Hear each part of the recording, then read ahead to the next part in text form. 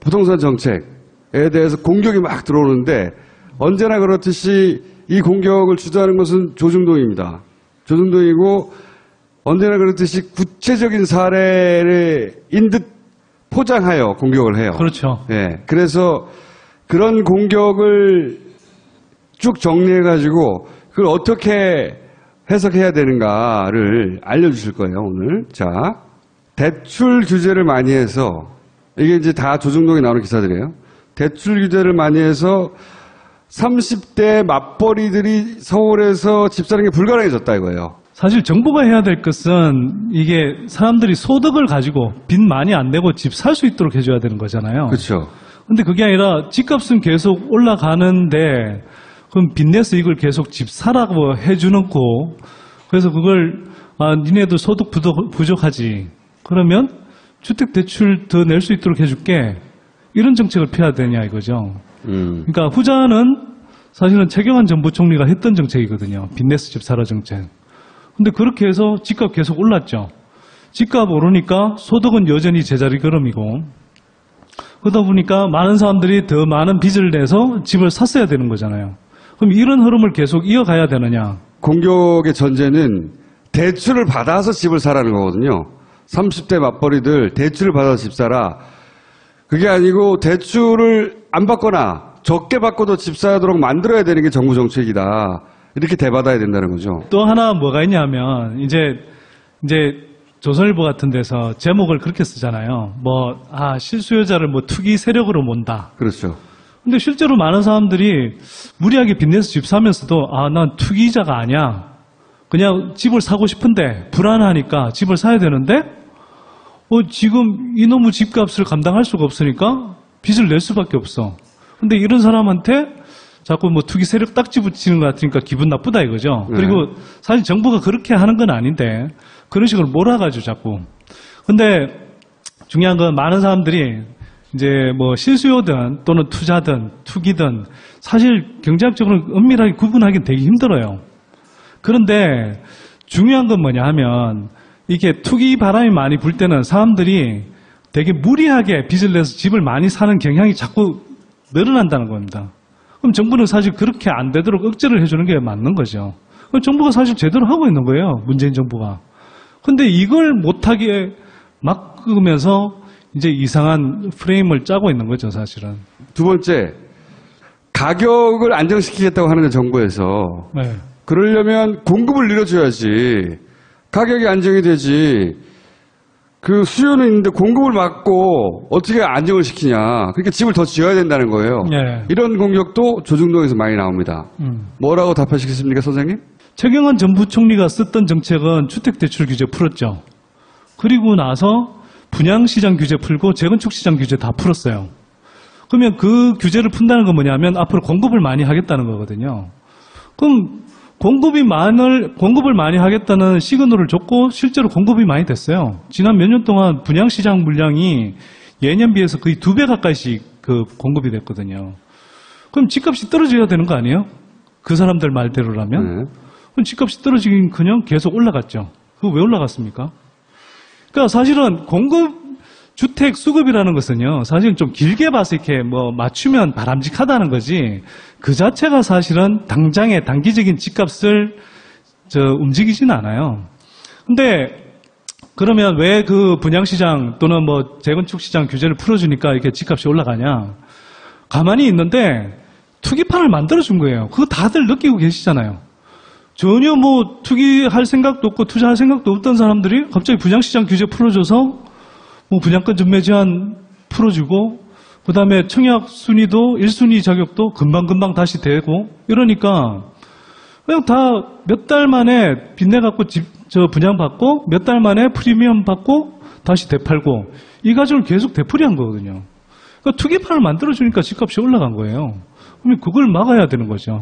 공급을 늘리는 목적은 집값을 떨어뜨리려고 하는 게 아니라 그 집을 많이 지어서 네. 거기에 플레이어들이 많이 들어와서 집값이 계속 올라가라고 하는 거죠. 네.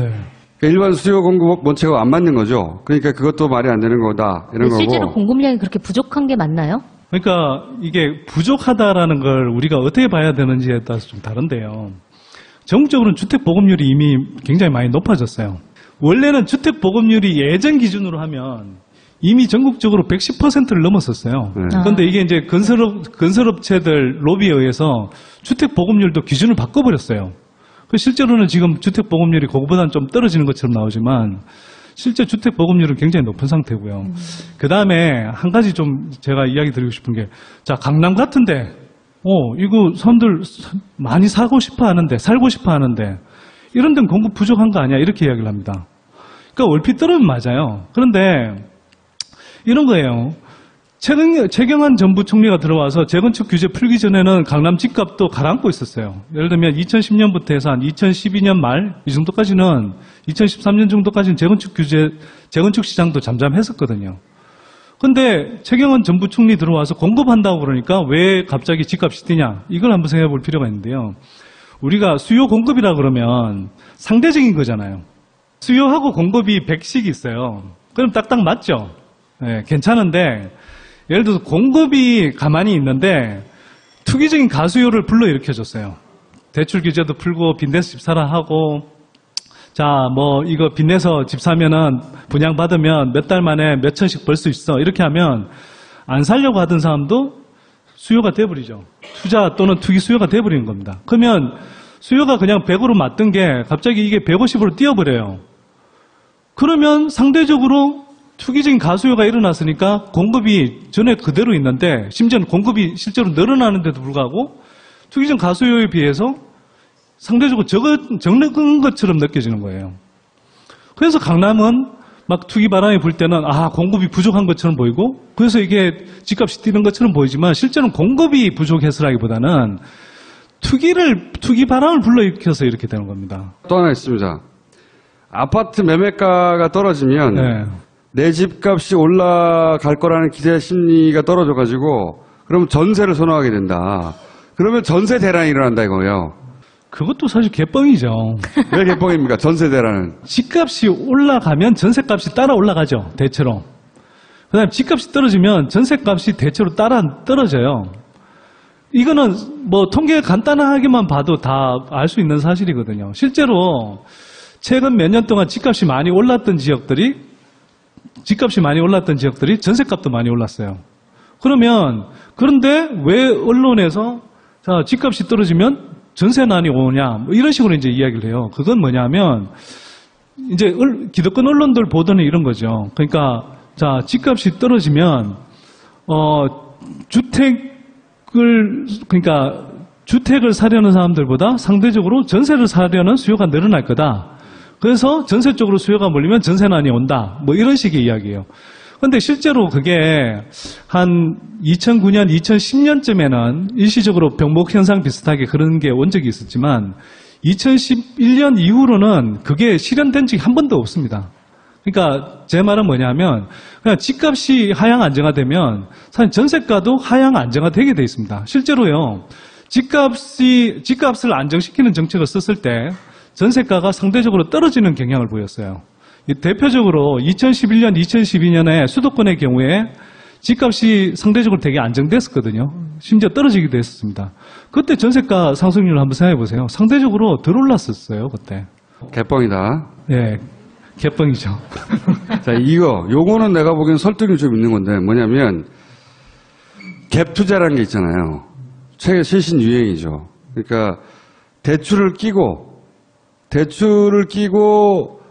집을 사는 거죠. 그러니까 전세비랑 집값이랑 차이가 얼마 안 나니까 그렇죠. 내가 대출을 받아도 전세금을 받아가지고 그 대출을 메울 수 있는 거죠. 1억짜리 집을 사는데 전세가 9천이야. 그럼 1,000만 원만 있으면 되잖아요. 그렇죠. 그 갭을 가지고 계속 투자하는 갭 투자라고 하는 건데, 근데 그 1,000만 원이라도 집을 10채, 20채 가진 사람들이 있을 거 아니에요. 그러면 그 다 대출이잖아요, 대출. 네. 쭉 대출을 끼고 있는데, 그러니까 집을 막 20채, 30채 가진 사람들이 있거든요. 이런 갭 투자로. 그 대출 규제가 강화돼서 대출을 못 갚아. 그러면 세입자들이 보증금을 못 받을 수 있다. 자기는 내 돈이 주인한테 잘 있는 줄 아는데 주인이 사실은 깡통인 거야. 다 대출이어서. 그래서 이렇게 갭 투자자들을 때려잡으면 그러면 그 깡통 전세가 급증을 해가지고 세입자들이 보증금을 돌려받지 못하는 그런 극악무도한 사태가 벌어질 수 있다. 이런 분석이 있단 말이죠. 기본적으로 세 가지 전제 조건이 충족이 돼야 돼요. 전세가가 계속 올라주고, 그 다음에 집값도 계속 올라줘야 되고, 금리는 계속 낮은 수준으로 유지돼야 되거든요. 이 세 가지 전제가 충족이 돼야 되는 건데, 그러면 앞에 두 가지, 집값이 계속 올라지고 전세값이 계속 오르면 기본적으로 서민들이 되게 힘들어요. 그래서 사실 갭 투자 때문에 최근 몇 년간 전세가가 오르거나 또는 월세가 올라가거나 이런 현상이 되게 많았거든요. 네. 그러면 그 조중동 말대로라면 이걸 방치해놓고 계속 전세가 월세 올라가도록 만들어서 서민들 눈에서 계속 피눈물이 나도록 해야 되는 겁니까? 이거를 근데 어디 일시하면 그런 깡통 전세가 생길 우려는 있잖아요. 그러니까 깡통 전세가 생길 우려가 있죠. 네. 그러니까 사실은 이런 상태가 안 되도록 미연에 방지하는 게 훨씬 중요하죠.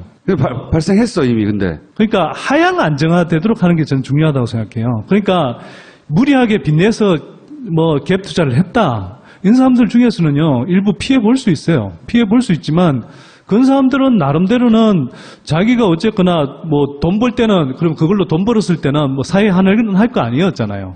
그럼 당연히 떨어지면 자기가 손해를 봐야 되는 게 맞아요. 다만 정부는 이게 너무 급격하게 하락해서 정말 이제 세입자들도 힘들어질 수 있는 그런 상황들은 좀 가능하면 방지해야죠. 그러니까 점진적으로 하향 안정화되도록 하면요. 사실은 이게 이 여러 채 가진 사람들이 자기가 좀 감당하기 힘든 사람은 예를 들어서 10채 중에 2채 팔면 되잖아요. 그 팔면 상대적으로 소득 여력이 괜찮은 사람이 그걸 손바뀜을 해서 그냥 세입자를 보호해주면 되는 거거든요. 그리고 이거 외에 그러면 이제 뭐 예를 들어서 전세 보증제도라든지 그러니까 전세금 보증제도라든지 또는 제가 제안하는 것은 뭐냐면 공급재무 컨설턴트 이런 사람들을 고용해서 이른바 이제 이런 하우스푸어로 전락할 수 있는 다주택 집주인들 이런 사람들을 사전에 이제 이 재무 컨설팅을 하고요. 또 어찌 보면 이 사람들이 과도한 부채를 지고 있다 그러면 이제 채무자인 은행권과 협상할 수 있다. 너무 전문적인 얘기는 하지 마시고요. 귀에 안 들어오기 시작했어요. 여하간 핵심은 네. 하향 안정화, 점진적으로 하향 안정화 시켜주고 손바뀜이 자연스럽게 일어날 수 있도록 해주면 사실 그 충격은 크지 않다. 그럼 전반적으로 지금 현재 문재인 정부의 부동산 정책은 제대로 가고 있는 거예요? 지금까지 나온 대책은 사실 좀 단기적인 대책이잖아요.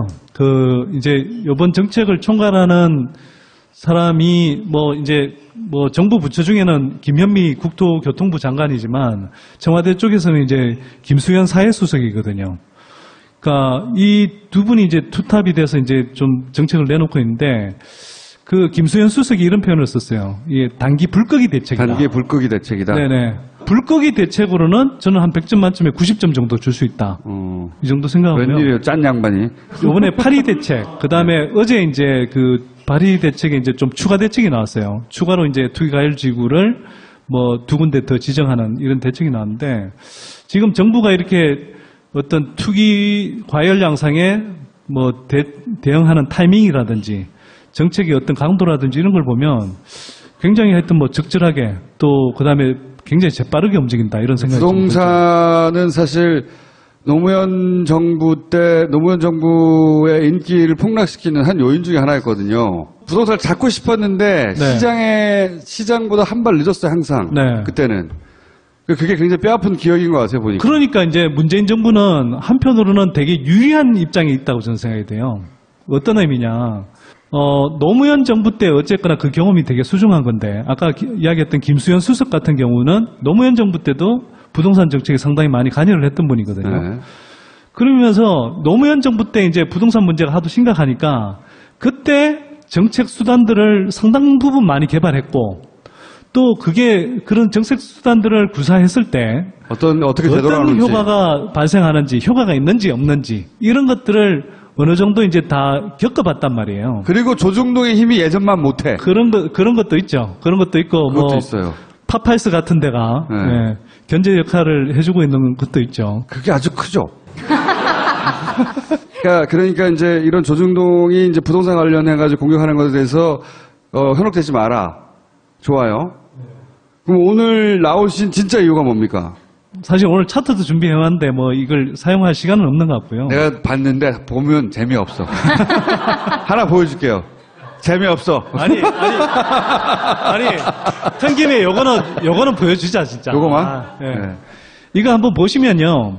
노무현 정부 때는 사실은 이런 이야기를 해요.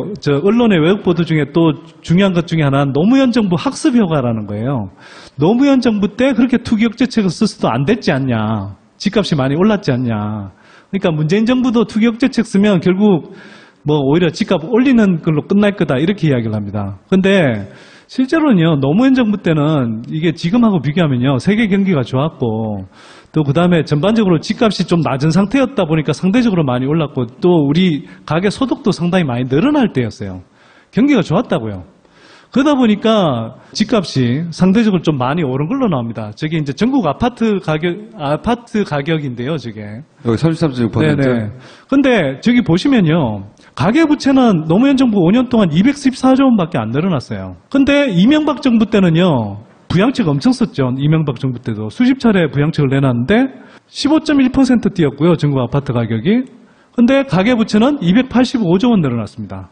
근데 박근혜 정부 들어오면요. 최경환 정부 총리 때 빚내서 집 사라 정책을 너무 무지막지하게 써서 물론 4년간이긴 하지만 집값이 9.9% 뛰었는데 가계부채는 얼마 늘었냐? 397조 원 늘어났습니다. 이게 다 대출 아닙니까? 대출. 네. 이게 엄청 늘어난 거죠. 그러니까 다시 슬라이드 다음 장 하나만 좀 보여주세요. 내가 그래서 안 하려고 그랬어. 아니, 여기까지만 할게. 그래서 이걸 한번 나눠봤어요. 그러니까 집값 1% 상승에 동원된 가계부채가 얼마냐. 노무현 정부 때는요. 그냥 사람들이 경기 여건이 좋았고 소득이 있었기 때문에 1% 올라갔는데 6.4조 원 있으면 됐어요. 근데 이명박 정부 때는 19조 원 정도 있었어야 됐고요. 박근혜 정부 때는 1% 올라갔는데 40조 원씩 동원이 된 겁니다. 뭐 그냥 경기 자체를 생각하면, 한국 경제 상황을 생각하면 집값이 올라갈 수 없는 상황인데 진짜 막 무리하게 미친 짓을 해가면서 빚내서 집 사게 해서 억지로 올린 겁니다. 이 돈은 그럼 어디로 간 겁니까? 누가 먹은 거예요? 이 돈은 건설업체로 갔죠. 뭐 몇 년 동안 건설 부채가 엄청 있었는데 사실 지난 몇 년간 부동산 경기를 띄운 건 건설 부채를 사실 가계 부채로 옮기는 과정이기도 했습니다. 그러니까 이 돈의 흐름을 보면 네. 빚덩이였던 건설회사들이 이 과정을 통해서 빚을 털어내고 그 빚은 개인들이 가져간 거예요. 은행 그렇죠. 빚으로. 네. 은행 대출. 우리 다 빚이잖아. 네. 네. 그 은행한테 돈 빚내가지고 건설회사에 준 거죠. 실제로는. 그런 셈이 된 거죠. 근데 이걸 이제 좀 뒤집어서 보면요. 가격이 올라갈 때는 이게 별 문제가 없는데 만약 떨어진다고 한번 생각해 보세요. 1% 떨어질 때마다 저렇게 무리하게 빚내서 집 샀던 사람들이 하우스푸어로 전락할 가능성이 훨씬 높아지잖아요. 이게 제가 볼 때는요, 뭐 박근혜 정부 최순실, 뭐 박근혜 게이트, 이게 뭐 굉장히 심각한 문제이지만 한편으로는 정책적으로 정말 국민들한테 피박하기 쉬운 정책이 저는 이 정책이라고 생각합니다. 가계부채를 늘려도 너무 늘려버렸어요. 너무. MB 정부는 저는 제가 볼 때 나쁜 놈들 베스트였기 때문에 사실은 그 잘못한 게 잘 안 드러나도록 굉장히 잘하는 놈들. 그러니까요. 네. 아주 치밀하게 잘 빼먹었어요. 네. 네. 근데 박근혜는요, 어찌 보면 좀 뭐 순진무구하다 그럴까? 정책적으로 이렇게 가계부채 늘린 건요. 무식한 거예요, 애들이 진짜. 네, 박근혜 정부가 진짜 미친 짓 한 겁니다. 너무 위험천만한 도박을 한 거예요. 그러면 한번 보세요. 저렇게 가계부채가 폭증해 있으면 저걸 제어하는 정책을 쓰는 문재인 정부가 잘못된 겁니까? 근데 이게 이런 상태로 이제 터지기 직전인데 조중동은 계속 그 방향으로 가자고 하는 거예요. 한마디로 말하자면. 그러니까 신문 광고에 주수입은이 아파트예요. 그러니까 건설업체 입장에서 계속 뭐 공급이 부족하니까 집값 오른다. 그러니까 계속 공급해야 되고 분양 물량 많이 쏟아내게 해줘야 된다. 그리고 이렇게 공급이 부족하니까 집값은 계속 오를 거고 뭐 주택 소비자들은 계속 빚내서 집 사게 해줘야 된다. 이런 식의 논조들이 계속 나오는 거예요. 그거를 보다 못해서 파파이스에 나와서 그걸 알려야 되겠다고 분연히 떨쳐 일어나신 거예요? 2년 2년 전쯤에 그 삼성물산 합병 있잖아요. 네, 예. 그걸 총수하고 그때 왜 같이 했었잖아요. 여기서 했죠. 예. 그게 사실은 어떤 언론에서도 제대로 주목하지 않을 때 파파이스 최초로 제가 나와서. 그게 지금 네. 이재용을 감옥 가게 만든 사건이죠. 아, 사실은. 그럼요. 네. 그걸 최초로 해부했었다니까요. 네. 그러면 이런 얘기를 하면 입각시켜 줄까봐 안 된다니까. 저는 입각 바라지 않고요. 네. 하여튼 제가 사는 용인시만이라도 좀 제대로 좀 바뀌었으면 좋겠다 이런 생각이 사실 듭니다. 용인시장 하시려고 그러면? 자, 이렇게 내가 정청래 의원이나 쭉 보자는 사람들을 뭐 이런 얘기 하다 꼭 실제로 막 출마한다고 그러고. 아니 근데 사실 말 나왔으니까 말씀드리는데 용인이 성남 옆 도시거든요. 그리고 인구 규모가 각각 100만 정도 돼요. 근데 성남하고 용인하고 삶의 질이 막 천양지차예요. 엄청 격차가 나요, 진짜로. 아, 성남은 이재명 시장이 네. 바꿔놨는데 용인이 지금 자유한국당입니까? 자유한국당이죠. 그러니까 내가 제2의 이재명 되겠다고? 출마 선언 자, 부정은 하지 않으셨습니다. 이 노림수가 있었어. 빨리 나가 이제! 그러면 아니 어딜 나가라고. 아니 끝나요. 자, 진짜 나가려고 하나 보네 속으로. 저요.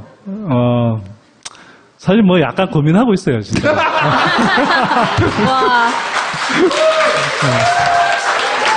고맙습니다. 몹쓸 양반이네. 에? 아니, 정치인들이 맨날 이러잖아요. 자기 이야기는 안 해요. 그러니까, 주변에서 이렇게 이런 식으로 한번 좀 권유하고 있는데, 지금 좀 고민하고 있다. 예, 여러 사람들의 의견을 듣고 있다. 이렇게 이야기하더라고요. 그때 참. 가짜는 소리 하고 있네. 그랬는데 아니 그게 아니, 아니죠. 그러니까 그랬는데 나는 그들과 다르게 나는 내가 주변에서 나가고 하든 싶다. 말든 내가 나가고 싶다. 나는 아무도 권유하지 않는데 내가 나가고 싶다. 난 솔직하게 얘기하겠다. 좀 권유 좀 해달라 이거예요? 권유 필요 없다. 그냥 내가 하겠다 이거. 어쨌든 고민은 하고 있습니다. 예. 아무도 권유하고 있지 않다는 거죠 이게. 아무도 권유하고 있지 않는데 아니, 주변에 너무 많아, 고민하라는 사람이. 고민을 해보라고 권유는 하지 않고 어쩐지 연락이 왔더라 갑자기. 부동산 정책을 꼭 얘기해야 되는데 심각하긴 하잖아요. 아까 그 이야기 하셨잖아. 이게 정말 중요한 문제인 게 뭐냐면요. 예를 들어서 여러 가지 어젠다가 있어요. 우리가 재벌 개혁도 해야 되고. 그만하시지 이제. 조금만 더 하자. 그럼 이왕 1분만 더 하시고. 네. 우리가 재벌 개혁도 중요하고 당했어. 이용당했어.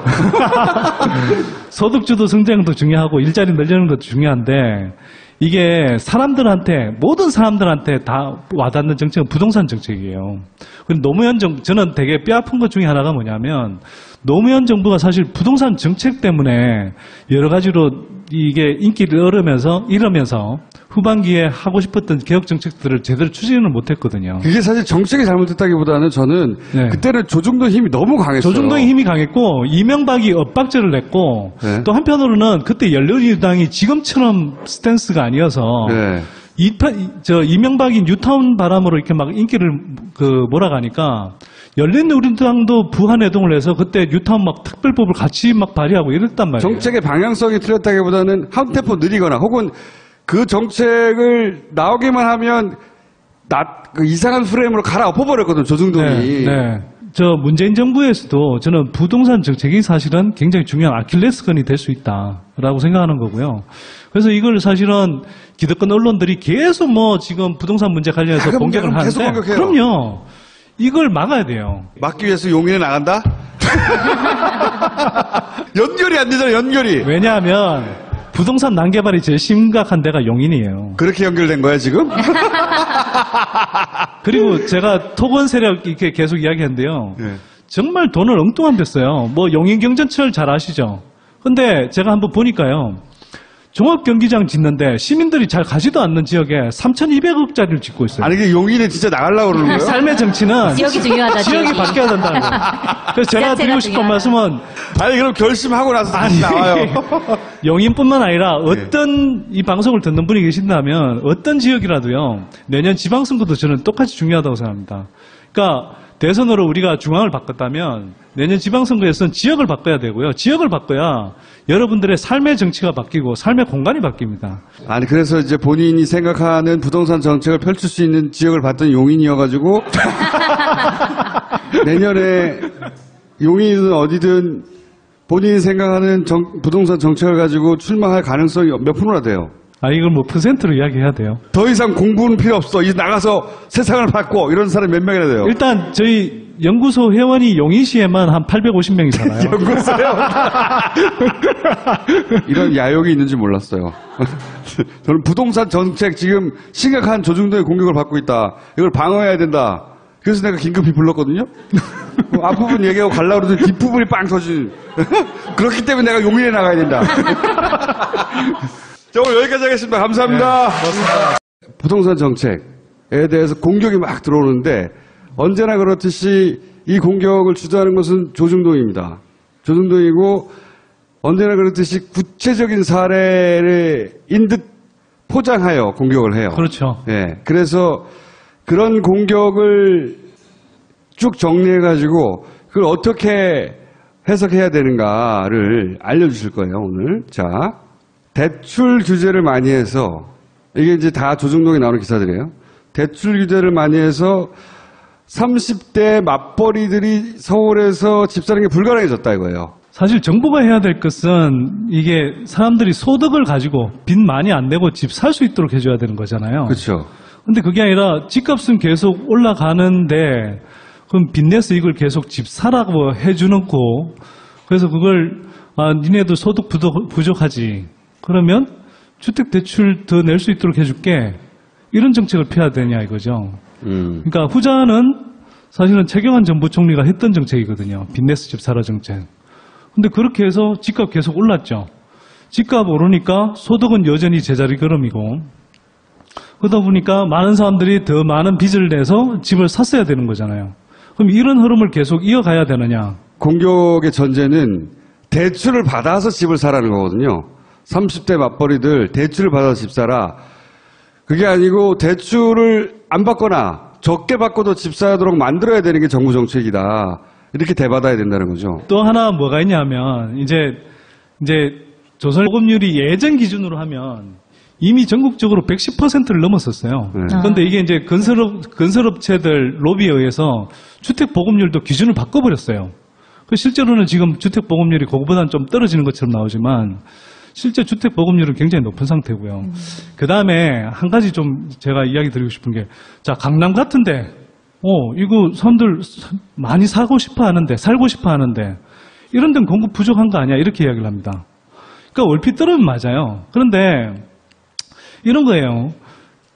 최경환 전 부총리가 들어와서 재건축 규제 풀기 전에는 강남 집값도 가라앉고 있었어요. 예를 들면 2010년부터 해서 한 2012년 말 이 정도까지는 2013년 정도까지는 재건축 시장도 잠잠했었거든요. 근데 최경환 전 부총리 들어와서 공급한다고 그러니까 왜 갑자기 집값이 뛰냐? 이걸 한번 생각해 볼 필요가 있는데요. 우리가 수요 공급이라 그러면 상대적인 거잖아요. 수요하고 공급이 100씩 있어요. 그럼 딱딱 맞죠? 네, 괜찮은데 예를 들어서 공급이 가만히 있는데 투기적인 가수요를 불러일으켜줬어요. 대출 규제도 풀고 빚내서 집 사라 하고 자, 뭐 이거 빚내서 집 사면은 분양받으면 몇 달 만에 몇 천씩 벌 수 있어. 이렇게 하면 안 살려고 하던 사람도 수요가 돼버리죠. 투자 또는 투기 수요가 돼버리는 겁니다. 그러면 수요가 그냥 100으로 맞던 게 갑자기 이게 150으로 뛰어버려요. 그러면 상대적으로 투기적인 가수요가 일어났으니까 공급이 전에 그대로 있는데 심지어는 공급이 실제로 늘어나는데도 불구하고 투기적 가수요에 비해서 상대적으로 적을 것 같은 데서 제목을 그렇게 쓰잖아요. 실수요자를 투기 세력으로 몬다. 그렇죠. 근데 실제로 많은 사람들이 무리하게 빚내서 집 사면서도 난 투기자가 아니야. 그냥 집을 사고 싶은데 불안하니까 집을 사야 되는데 지금 이놈의 집값을 감당할 수가 없으니까 빚을 낼 수밖에 없어. 근데 이런 사람한테 자꾸 투기 세력 딱지 붙이는 것 같으니까 기분 나쁘다 이거죠. 네. 그리고 사실 정부가 그렇게 하는 건 아닌데 그런 식으로 몰아가지고 자꾸. 근데 중요한 건 많은 사람들이 이제 실수요든 또는 투자든 투기든 사실 경제학적으로 은밀하게 구분하기 되게 힘들어요. 그런데 중요한 건 뭐냐 하면 이게 투기 바람이 많이 불 때는 사람들이 되게 무리하게 빚을 내서 집을 많이 사는 경향이 자꾸 늘어난다는 겁니다. 그럼 정부는 사실 그렇게 안 되도록 억제를 해주는 게 맞는 거죠. 그럼 정부가 사실 제대로 하고 있는 거예요. 문재인 정부가. 근데 이걸 못하게 막으면서 이제 이상한 프레임을 짜고 있는 거죠, 사실은. 두 번째, 가격을 안정시키겠다고 하는데 정부에서 네. 그러려면 공급을 늘려줘야지. 가격이 안정이 되지. 그 수요는 있는데 공급을 막고 어떻게 안정을 시키냐. 그러니까 집을 더 지어야 된다는 거예요. 네. 이런 공격도 조중동에서 많이 나옵니다. 뭐라고 답하시겠습니까, 선생님? 최경환 전 부총리가 썼던 정책은 주택대출 규제 풀었죠. 그리고 나서 분양시장 규제 풀고 재건축시장 규제 다 풀었어요. 그러면 그 규제를 푼다는 건 뭐냐면 앞으로 공급을 많이 하겠다는 거거든요. 그럼 공급을 많이 하겠다는 시그널을 줬고 실제로 공급이 많이 됐어요. 지난 몇 년 동안 분양시장 물량이 예년 비해서 거의 2배 가까이씩 그 공급이 됐거든요. 그럼 집값이 떨어져야 되는 거 아니에요? 그 사람들 말대로라면? 네. 그럼 집값이 떨어지긴커녕 계속 올라갔죠. 그거 왜 올라갔습니까? 그러니까 사실은 주택 수급이라는 것은요, 사실은 좀 길게 봐서 이렇게 뭐 맞추면 바람직하다는 거지, 그 자체가 사실은 당장의 단기적인 집값을 움직이지는 않아요. 근데 그러면 왜 그 분양시장 또는 뭐 재건축시장 규제를 풀어주니까 이렇게 집값이 올라가냐? 가만히 있는데 투기판을 만들어준 거예요. 그거 다들 느끼고 계시잖아요. 전혀 뭐 투기할 생각도 없고 투자할 생각도 없던 사람들이 갑자기 분양시장 규제 풀어줘서 뭐 분양권 전매 제한 풀어주고 그 다음에 청약 순위도 1순위 자격도 금방금방 다시 되고 이러니까 그냥 다 몇 달 만에 빚내갖고 분양받고 몇 달 만에 프리미엄 받고 다시 되팔고 이 과정을 계속 되풀이한 거거든요. 그러니까 투기판을 만들어주니까 집값이 올라간 거예요. 그러면 그걸 막아야 되는 거죠. 공급을 늘리는 목적은 집값을 떨어뜨리려고 하는 게 아니라 그 집을 많이 지어서 네. 거기에 플레이어들이 많이 들어와서 집값이 계속 올라가라고 하는 거죠. 네. 그러니까 일반 수요 공급 원칙하고 안 맞는 거죠. 그러니까 그것도 말이 안 되는 거다 이런 거고. 실제로 공급량이 그렇게 부족한 게 맞나요? 그러니까 이게 부족하다라는 걸 우리가 어떻게 봐야 되는지에 따라서 좀 다른데요. 전국적으로는 주택 보급률이 이미 굉장히 많이 높아졌어요. 원래는 주택 적는 것처럼 느껴지는 거예요. 그래서 강남은 막 투기 바람이 불 때는 공급이 부족한 것처럼 보이고 그래서 이게 집값이 뛰는 것처럼 보이지만 실제로는 공급이 부족해서라기보다는 투기 바람을 불러일으켜서 이렇게 되는 겁니다. 또 하나 있습니다. 아파트 매매가가 떨어지면 네. 내 집값이 올라갈 거라는 기대 심리가 떨어져가지고 그러면 전세를 선호하게 된다. 그러면 전세 대란이 일어난다 이거예요. 그것도 사실 개뻥이죠. 왜 개뻥입니까? 전세 대란은. 집값이 올라가면 전세값이 따라 올라가죠. 대체로. 그 다음에 집값이 떨어지면 전세값이 대체로 따라 떨어져요. 이거는 뭐 통계 간단하게만 봐도 다 알 수 있는 사실이거든요. 실제로 최근 몇 년 동안 집값이 많이 올랐던 지역들이 전세값도 많이 올랐어요. 그런데 왜 언론에서 집값이 떨어지면 전세난이 오냐 뭐 이런 식으로 이제 이야기를 해요. 그건 뭐냐면 이제 기득권 언론들 보도는 이런 거죠. 그러니까 집값이 떨어지면 주택을 사려는 사람들보다 상대적으로 전세를 사려는 수요가 늘어날 거다. 그래서 전세 쪽으로 수요가 몰리면 전세난이 온다. 뭐 이런 식의 이야기예요. 근데 실제로 그게 한 2009년, 2010년쯤에는 일시적으로 병목 현상 비슷하게 그런 게 온 적이 있었지만 2011년 이후로는 그게 실현된 적이 한 번도 없습니다. 그러니까 제 말은 뭐냐면 그냥 집값이 하향 안정화되면 사실 전세가도 하향 안정화되게 돼 있습니다. 실제로